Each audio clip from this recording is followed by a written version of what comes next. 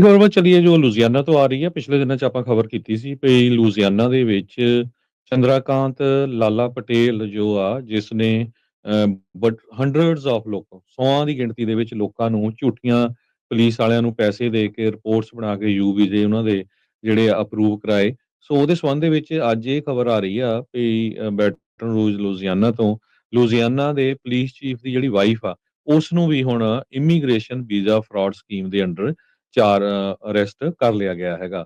Allison ਡੋਇਲ ਇਹ ਸਾਬਕਾ EMPLOYEE ਆ ਸਮਾਲ ਸਿਟੀ ਆਫ ਓਕਡੇਲ ਦੀ।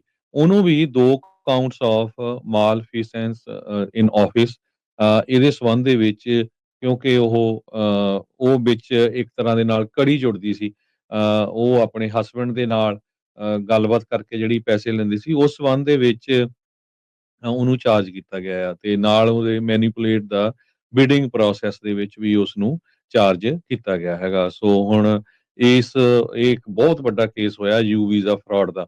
ਸੋ ਇਹਦੇ ਸੰਬੰਧ ਦੇ ਵਿੱਚ USCIS ਨੇ ਤਾਂ ਇਹ ਕਰਤਾ ਵੀ ਜਿਹੜੇ ਯੂ ਵੀਜ਼ੇ ਆ ਟੋਟਲੀ ਫਰਾਡ ਹੋ ਰਹੇ ਹੈਗੇ ਆ। ਸੋ ਮੈਨੂੰ ਲੱਗਦਾ ਵੀ ਜਿਨ੍ਹਾਂ ਦੀਆਂ ਐਪਲੀਕੇਸ਼ਨਾਂ ਚੱਲ ਰਹੀਆਂ ਹੈਗੀਆਂ ਉਹਨਾਂ ਦੀਆਂ ਹੋਰ ਵੀ ਬਹੁਤ ਧਿਆਨ ਦੇ ਨਾਲ ਇਹ ਦੇਖਣਗੇ ਕਿਉਂਕਿ ਜਿੱਦਾਂ ਦਾ ਇਹ ਫਰਾਡ ਐਕਸਪੋਜ਼ ਹੋਇਆ ਹੈਗਾ ਉਹਦੇ ਨਾਲ ਇਹ ਪਤਾ ਚੱਲਿਆ ਵੀ ਇਹ ਤਾਂ ਬਹੁਤ ਈਜ਼ੀ ਸੀ ਲੋਕਾਂ ਦੇ ਲਈ ਕੋਈ ਵੀ ਜਿਹੜਾ ਇਦਾਂ ਵੀਜ਼ਾ ਅਪਲਾਈ ਕਰ ਸਕਦਾ ਸੀਗਾ ਝੂਠੀ ਜਿਹੜੀ ਰਿਪੋਰਟ ਬਣਾ ਕੇ ਤੇ ਕਹਿੰਦੇ ਭਈ 10,000 ਲੋਕਾਂ ਨੇ ਯੂ ਵੀਜ਼ਾ ਲਿਆ ਹੈ 12 ਮਹੀਨੇ ਦੇ ਪੀਰੀਅਡ ਦੇ ਵਿੱਚ ਜੋ ਸਤੰਬਰ 30 2022 ਤਾਈਂ ਐਂਡ ਹੋਇਆ। ਸੋ ਹਰ ਸਾਲ 10,000 ਲੋਕਾਂ ਨੂੰ ਯੂ ਵੀਜ਼ਾ ਦਿੱਤਾ ਜਾਂਦਾ ਹੈ। ਹੋਮਲੈਂਡ ਸਿਕਿਉਰਿਟੀ ਡਿਪਾਰਟਮੈਂਟ ਨੇ ਜਿਹੜਾ ਡਾਟਾ ਪਬਲਿਸ਼ ਕੀਤਾ ਹੈ ਉਹਦੇ ਮੁਤਾਬਕ।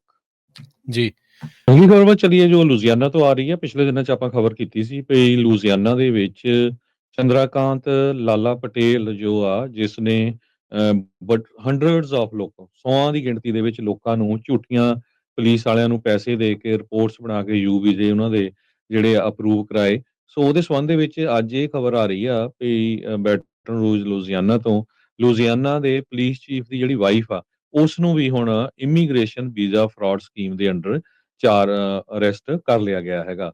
ਐਲੀਸਨ ਡੋਇਲ ਇਹ ਸਾਬਕਾ EMPLOYEE ਆ ਸਮਾਲ ਸਿਟੀ ਆਫ ਓਕਡੇਲ ਦੀ। ਉਹਨੂੰ ਵੀ 2 ਕਾਊਂਟਸ ਆਫ ਮਾਲਫੀਸੈਂਸ ਇਨ ਆਫਿਸ ਇਹਦੇ ਸੰਬੰਧ ਦੇ ਵਿੱਚ ਕਿਉਂਕਿ ਉਹ ਵਿੱਚ ਇੱਕ ਤਰ੍ਹਾਂ ਦੇ ਨਾਲ ਕੜੀ ਜੁੜਦੀ ਸੀ। ਉਹ ਆਪਣੇ ਹਸਬੈਂਡ ਦੇ ਨਾਲ ਗੱਲਬਾਤ ਕਰਕੇ ਜਿਹੜੀ ਪੈਸੇ ਲੈਂਦੀ ਸੀ ਉਸ ਸੰਬੰਧ ਦੇ ਵਿੱਚ ਉਹਨੂੰ ਚਾਰਜ ਕੀਤਾ ਗਿਆ ਆ ਤੇ ਨਾਲ ਉਹਦੇ ਮੈਨੀਪੂਲੇਟ ਦਾ ਬਿਡਿੰਗ ਪ੍ਰੋਸੈਸ ਦੇ ਵਿੱਚ ਵੀ ਉਸ ਨੂੰ ਚਾਰਜ ਕੀਤਾ ਗਿਆ ਹੈਗਾ। ਸੋ ਹੁਣ ਇਹ ਇੱਕ ਬਹੁਤ ਵੱਡਾ ਕੇਸ ਹੋਇਆ ਯੂ ਵੀਜ਼ਾ ਫਰਾਡ ਦਾ। ਸੋ ਇਹਦੇ ਸੰਬੰਧ ਦੇ ਵਿੱਚ USCIS ਨੇ ਤਾਂ ਇਹ ਕਰਤਾ ਵੀ ਜਿਹੜੇ ਯੂ ਵੀਜ਼ੇ ਆ ਟੋਟਲੀ ਫਰਾਡ ਹੋ ਰਹੇ ਹੈਗੇ ਆ। ਸੋ ਮੈਨੂੰ ਲੱਗਦਾ ਵੀ ਜਿਨ੍ਹਾਂ ਦੀਆਂ ਐਪਲੀਕੇਸ਼ਨਾਂ ਚੱਲ ਰਹੀਆਂ ਹੈਗੀਆਂ ਉਹਨਾਂ ਦੀਆਂ ਹੋਰ ਵੀ ਬਹੁਤ ਧਿਆਨ ਦੇ ਨਾਲ ਇਹ ਦੇਖਣਗੇ ਕਿਉਂਕਿ ਜਿੱਦਾਂ ਦਾ ਇਹ ਫਰਾਡ ਐਕਸਪੋਜ਼ ਹੋਇਆ ਹੈਗਾ ਉਹਦੇ ਨਾਲ ਇਹ ਪਤਾ ਚੱਲਿਆ ਵੀ ਇਹ ਤਾਂ ਬਹੁਤ ਈਜ਼ੀ ਸੀ ਲੋਕਾਂ ਦੇ ਲਈ ਕੋਈ ਵੀ ਜਿਹੜਾ ਇਦਾਂ ਵੀਜ਼ਾ ਅਪਲਾਈ ਕਰ ਸਕਦਾ ਸੀਗਾ ਝੂਠੀ ਜਿਹੜੀ ਰਿਪੋਰਟ ਬਣਾ ਕੇ ਤੇ ਕਹਿੰਦੇ ਭਈ 10,000 ਲੋਕਾਂ ਨੇ ਯੂ ਵੀਜ਼ਾ ਲਿਆ ਹੈ 12 ਮਹੀਨੇ ਦੇ ਪੀਰੀਅਡ ਦੇ ਵਿੱਚ ਜੋ ਸਤੰਬਰ 30 2022 ਤਾਈਂ ਐਂਡ ਹੋਇਆ। ਸੋ ਹਰ ਸਾਲ 10,000 ਲੋਕਾਂ ਨੂੰ ਯੂ ਵੀਜ਼ਾ ਦਿੱਤਾ ਜਾਂਦਾ ਹੈ। ਹੋਮਲੈਂਡ ਸਿਕਿਉਰਿਟੀ ਡਿਪਾਰਟਮੈਂਟ ਨੇ ਜਿਹੜਾ ਡਾਟਾ ਪਬਲਿਸ਼ ਕੀਤਾ ਹੈ ਉਹਦੇ ਮੁਤਾਬਕ। ਜੀ